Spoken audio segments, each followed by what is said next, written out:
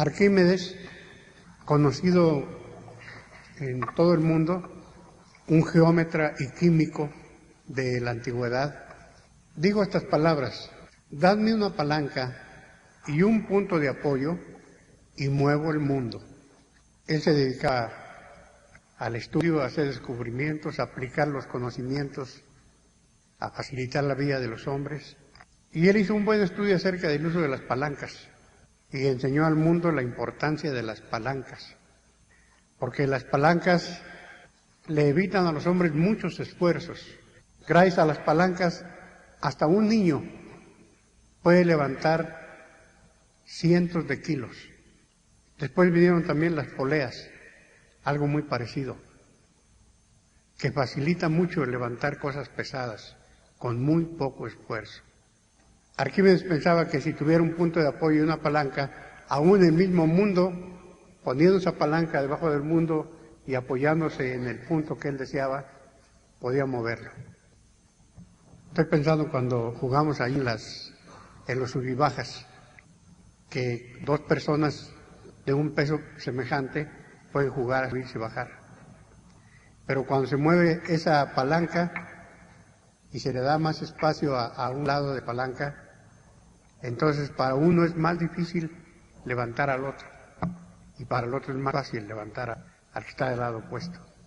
Cuando estudiamos acerca de la oración, hermanos, el Señor Jesucristo, al ver sus parábolas, las que hemos estado estudiando, se notan dos cosas, dos tipos. Por un lado, la oración en sí mismo.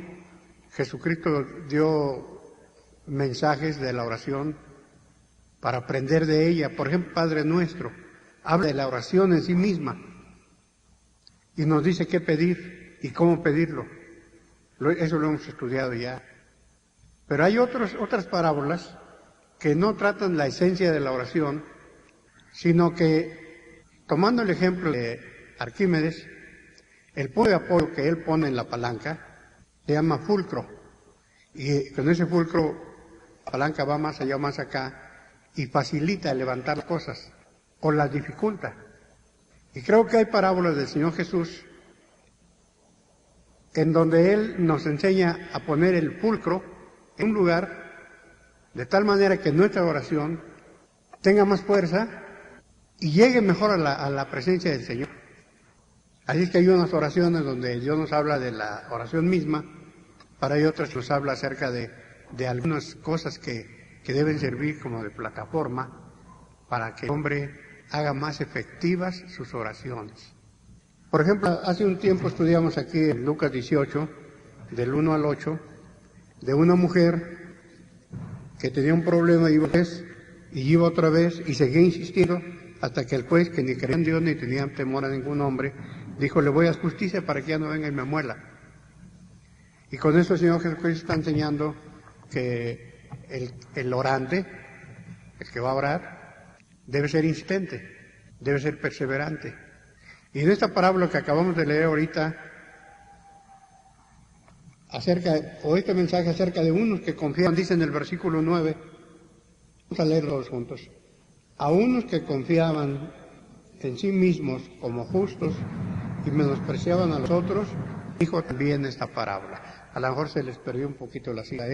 Lucas 18, versículo 9. Todos. A unos confiaban en sí mismos como justos y menospreciaban a los otros, dijo también esta parábola.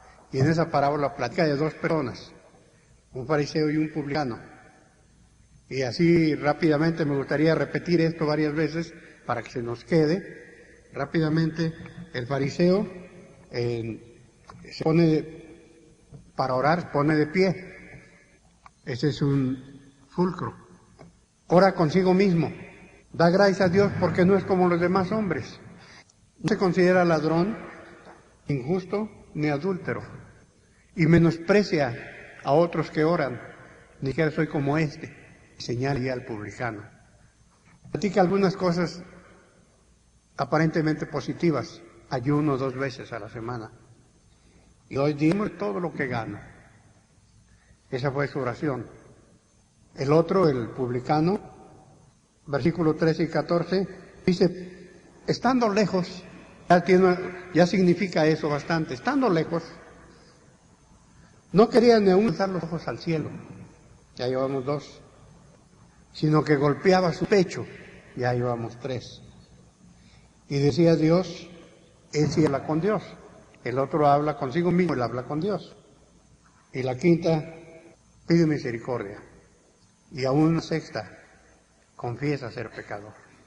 El tema que le puse al mensaje esta ocasión fue cualidades de un buen orante, no tanto de una buena oración como estaba al principio, sino de un buen orante. No es la oración la que vamos a analizar, sino vamos a analizar a los orantes, al fariseo y al publicano, y nos va a servir a nosotros como un punto de referencia para saber dónde estamos y cómo hacemos nuestras oraciones.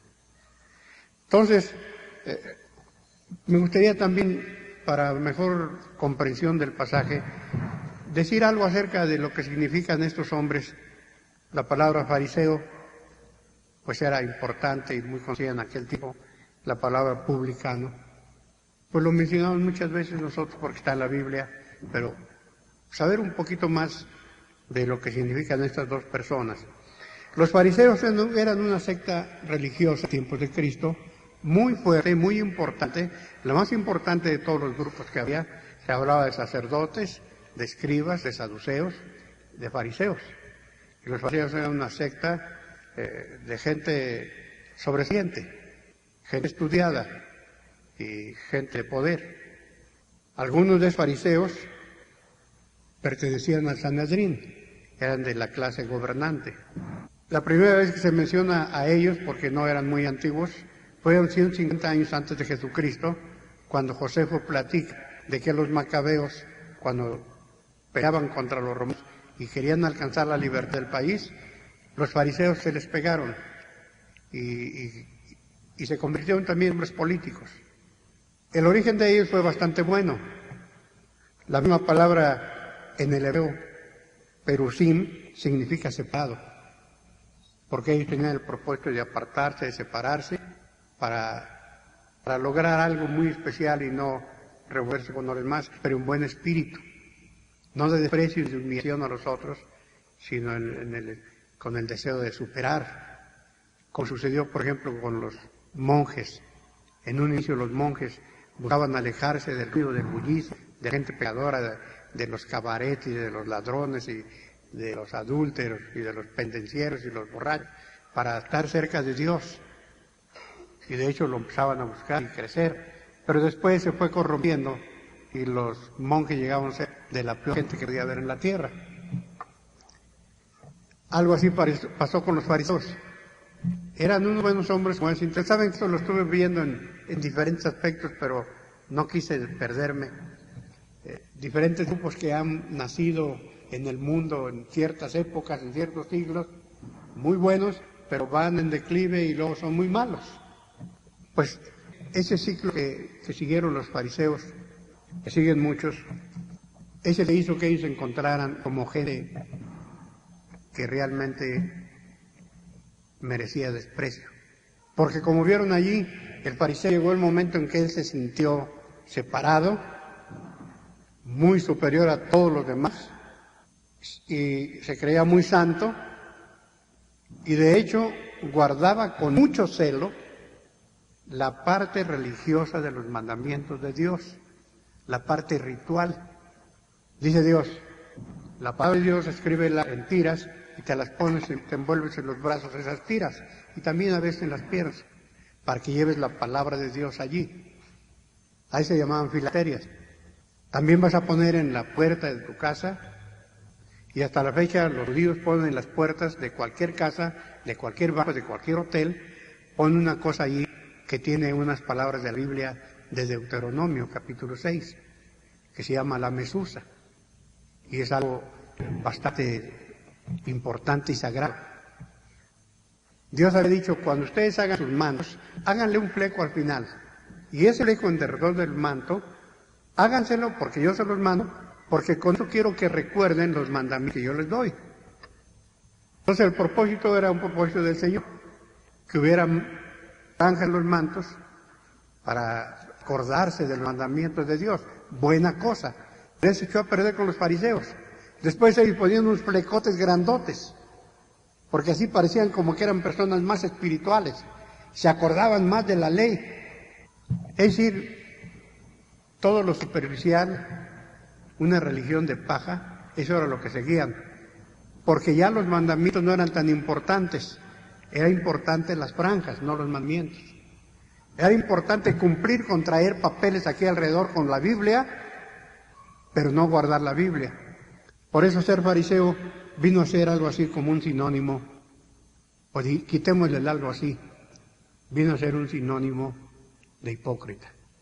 Los hipócritas de la fe, los hipócritas del cristianismo, los hipócritas de la iglesia, muy celosos para guardar ciertas cosas, que se sienten bien, que no ensucien las manos, que los niños no corran, que puros detallitos.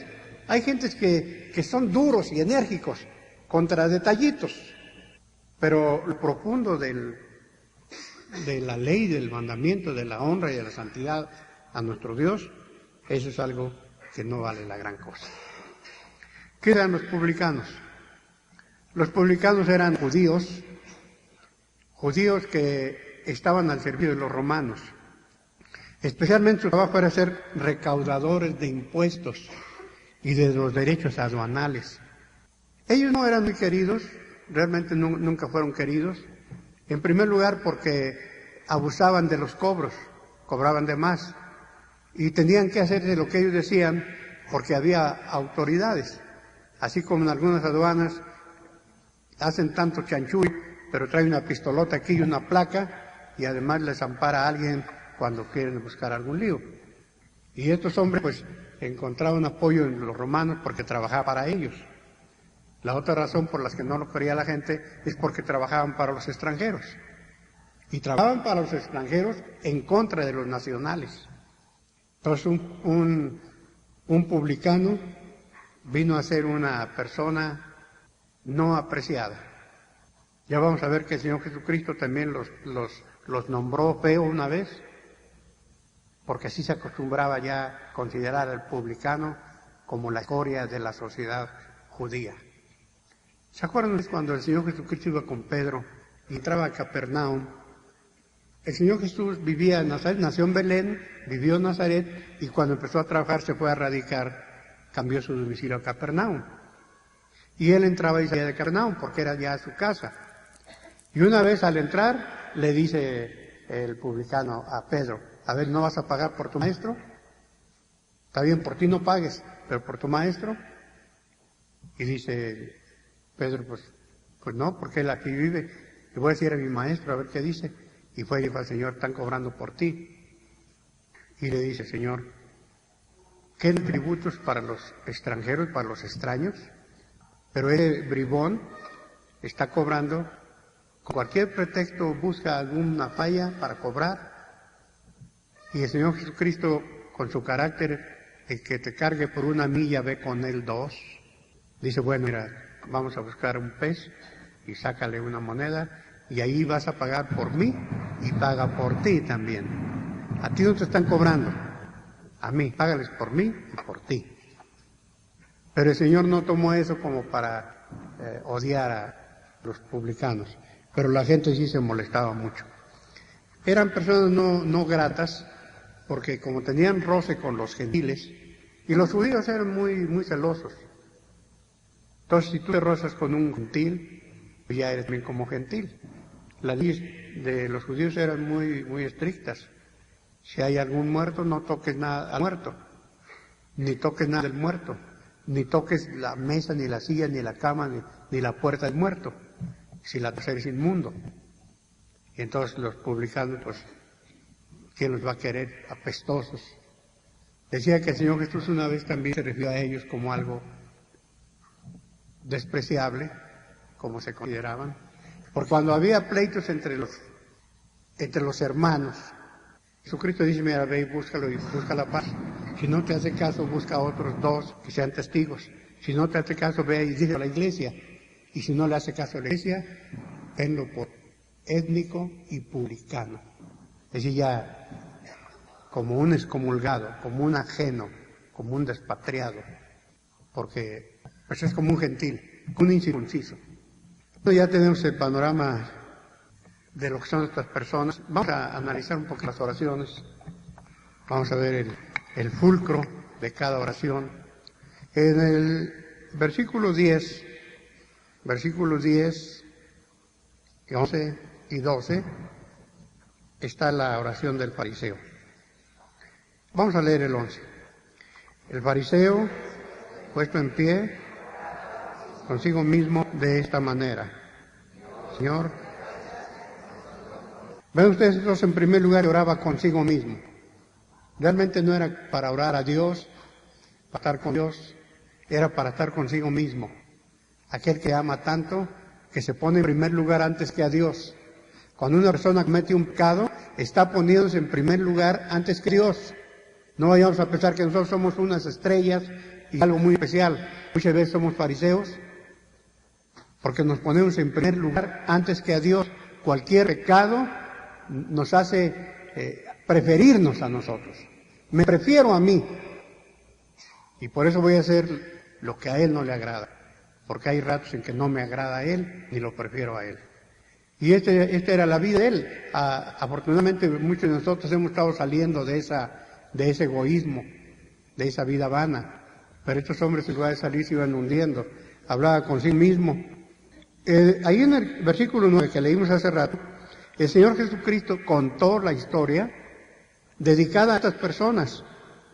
Dice, a unos que confiaban en sí mismos como justos y menospreciaban a los otros. Para ellos contó esto. Este que confiaba en sí mismo, se daba baños de pureza, contemplaba su alma en el espejo y se acariciaba y se peinaba y se embellecía él mismo, porque nadie hablaba bien de él, más bien la gente que hablaba mal. En ese mismo versículo dice que el fariseo dice, yo no soy como vosotros.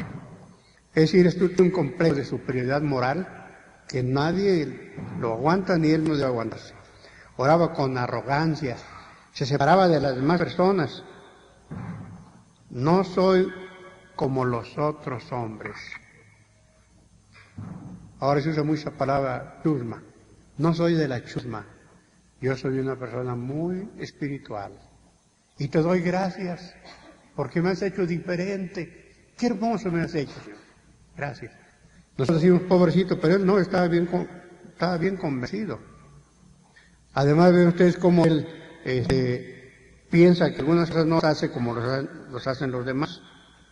¿Cuáles son esas cosas? Pues no soy ladrón, no soy injusto, no soy adúltero, ni siquiera como este publicano. No soy, no hago. Esa religión del no hago. Mucha gente cada vez que da su testimonio, porque ya no fumo, porque ya no bailo, porque ya no tomo, porque ya no me voy a trasnochar, porque ya no, la religión del no, ya no.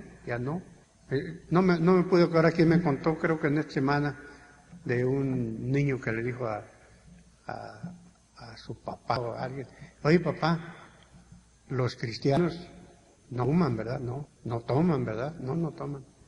No roban, ¿verdad? No. Y dice, pues no hacen eso, pero ¿cómo comen? Porque sabe que los cristianos una comida aquí y otra comida allá y otra comida allá, pero ¿cómo comen? Bueno, esta persona se conformaba con no ser como los otros. Pero yo creo que escogía a quiénes otros. No soy como los otros, porque ve ciertos pecados y yo no hago lo que hacen estos. Pero había otros que sí hacían lo que hacían los otros, pero esos no los mencionaba. Somos muy dados a poner como punto de referencia a la gente peor que nosotros. Pues yo no soy muy liberal, pero ¿no te has fijado que hay una persona cuando le pasan la canastilla no da nada de ofrenda? Yo siquiera doy una poquita, pero hay unos que no dan nada, y entonces se compara con el que no da nada. Pues sí, yo no soy muy buen esposo, pero acá hay otro que es peor esposo que yo. El vecino que tengo es peor esposo que yo. Y entonces su punto de referencia para su comparación es el que es peor marido, o que es peor padre, o que es peor hijo, o que es peor obrero. Y digo, es una basura en la cual se está revolcando. Porque digo, hay mucha gente, si se quiere comparar con los demás, hay mucha gente que tiene muchas cosas de las cuales puede imitar. Benjamin Franklin decía, todos los hombres que yo conozco son superiores a mí en algún sentido. En ese sentido aprendo de ellos. Fíjense qué expresión, qué sabiduría. Todos los hombres, todos son superiores a mí en algún sentido. Pero ese ya no. Ahí dice, pues yo me emborracho, pero acá hay uno que se emborracha más, pero acá hay otro que no se emborracha nada. Y no te comparas con él. Pues yo soy medio flojo, pero hay otro que es más flojo. Pero hay otros que son menos flojos. Ya depende de ti con quién te vas a comparar. Porque ahí depende, tú te superas o si tú te hundes. O sea que este pobre hombre no crean que estaba haciendo la gran cosa con ponerse entre los más mugrosos a verse limpio. Tenía yo este ejemplo que ya quiso ahora, pero lo di porque matemáticamente a veces las matemáticas ayudan. Cuando una persona llega tarde al culto, 15 minutos tarde, llega a su casa y le reclama, oye papá, ¿llegaste tarde al culto? Pues sí, hay como 15 minutos. No, llegaste 20. Pero ¿no te fijaste que después que llegué yo, llegaron otros? Y llegaron unos por acá, y no te acuerdas del fulano que llegó después, y no te acuerdas del otro que llegó media hora más tarde, y hubo otro que llegó casi al final del culto, ¿no te fijaste? Pero cualquier persona que llegue tarde, y que otros lleguen más tarde que él, el que llega tarde, si se fija, hay un buen número de hermanos que llegaron temprano.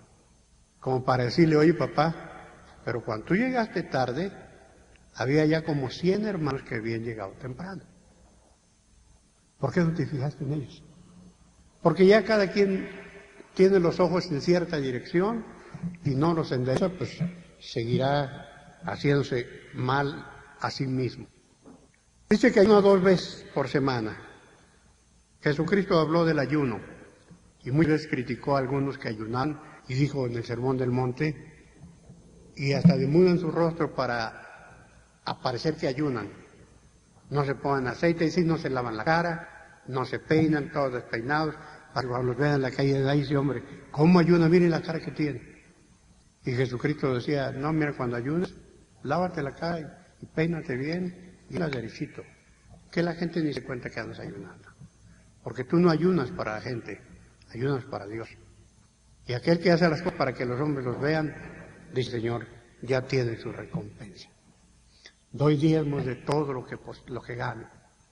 Hay un pasaje, pues eso me gustaría que lo buscáramos, además está más difícil de decirlo de memoria, es Mateo capítulo 23, Mateo, 2 libros antes, Mateo 23 y versículo 23. Mateo 23, hermanos, es una golpeada tremenda que Dios le da a los fariseos. Ah, qué duro sermón, qué duro, lo más duro que hay en ustedes oído. Ningún púlpito ha tenido un sermón tan duro como este. No es nuestra tarea leerlo ahora. Vamos a ver el versículo 23. Ay de vosotros, escribas y fariseos hipócritas, porque diezmáis la menta y el eneldo y el comino, y dejáis lo más importante de la ley, la justicia, la misericordia y la fe. Esto era necesario hacer sin dejar de hacer aquello. Como que el Señor Jesucristo no sé qué pensó, la mera verdad no sé qué pensó, cuando dijo que diezmaba y habla de puras cositas chiquitas. Se los dejo ahí a su encargo y a su estudio.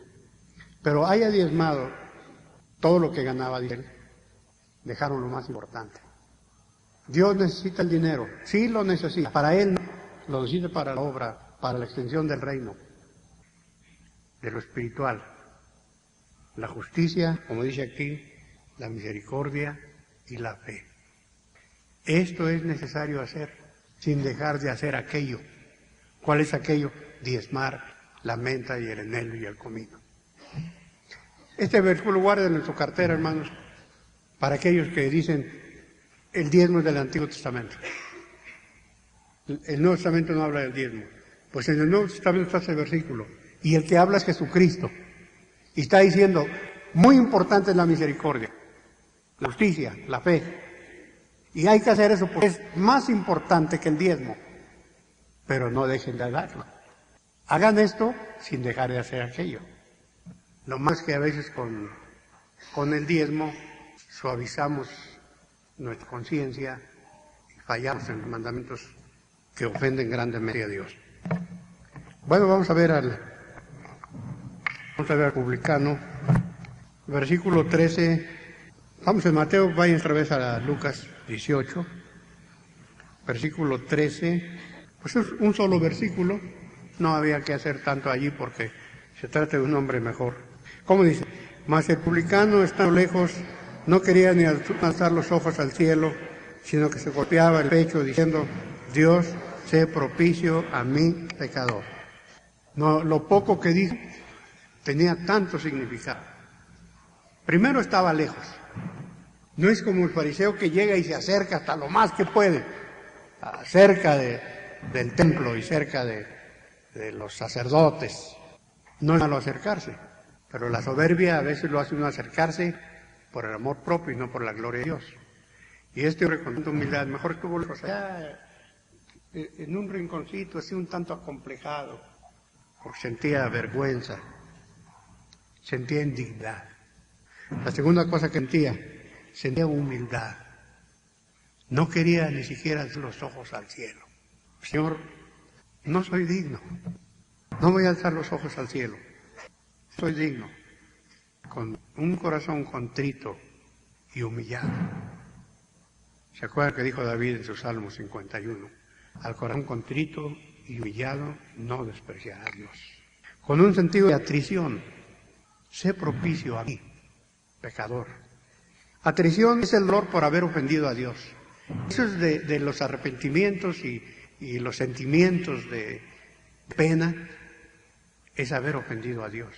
Cuando se trata de sufrir por el pecado y por lo que yo estoy sufriendo, y que uno se arrepiente de haber hecho lo malo al prójimo o a uno mismo, es la contrición. Y este tiene atrición y tiene contrición. Sé propicio a mí. Pues, Señor, yo te he ofendido.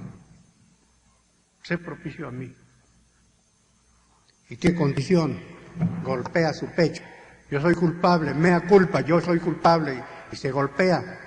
¿Qué actitud tan diferente? Y pensamos, ¿quién era más pecador, el fariseo o el publicano? Pues, hermanos, va a estar difícil la encuesta. Y es una confesión de pecado. A mí, ten piedad de mí, perdóname, soy pecador. Cuando vimos la oración de Daniel, quizá una de las lecciones sobresalientes fue que Daniel, que era un hombre tan justo, tan recto, tan fiel, en la oración, así lo presenté aquí en un acetato, que tuvo tanta confesión, una y otra y otra y otra, como el hombre impío, el malvado, el pecador y todo, porque el hombre entre más alto es, cualquier basurita la siente grande. Y no solamente sus pecados, los pecados de los demás, los siente propios, porque es miembro de una sociedad, es miembro de un grupo, y en alguna forma uno está colaborando con el pecado de los demás. Es un sentimiento, es extensión. Si el fariseo fuera lo que él pensaba que era, pues aún así debía haber confesado los pecados tan abundantemente como lo hizo esta persona. Lo que dijo el Señor Jesucristo al finalizar su mensaje, versículo 14, vamos a leerlo. Os digo que este descendió a su casa justificado antes que el otro, porque cualquiera que se enaltece será humillado, y el que se humilla será exaltado. Quiero terminar con lo siguiente. Hemos hablado de dos personajes, el fariseo y el publicano. Pero hay un tercer personaje. A veces ese tercer personaje aparece, pero no lo estamos. Yo no quisiera saltarlo. Ese personaje es Jesús. Él ve al fariseo, él ve al publicano, sabe el pecado de uno, sabe el pecado de otro. Él abiertamente desnuda a las gentes. El sermón de Mateo 23, que es de lo más duro, fue parte de la misericordia del Señor Jesús por su grande amor a los fariseos, generación de víboras, sepulcros blanqueados. Por fuera se presentan ustedes muy blancos y por dentro tienen huesos podridos, pestilentes. lavan de fuera del plato y vuelven a comer en un plato mugroso y sucio. Esa es la vida de ustedes. Y les da duro por ese amor tan grande que Él tiene. Él no disimulaba las cosas. Realmente el amor se muestra algunas veces por lo duro que es uno con la gente. Porque finalmente Jesús que es amor, Jesús que es ternura, Jesús que es misericordia, Jesús que es bondad, que es tan bello, más bello que la luz del sol o de la luna, de las estrellas. Bello es el sol en su arrebol, bellos son los árboles, las plantas, las flores, los pájaros, su canto. Estoy casi repitiendo un himno que me gusta mucho.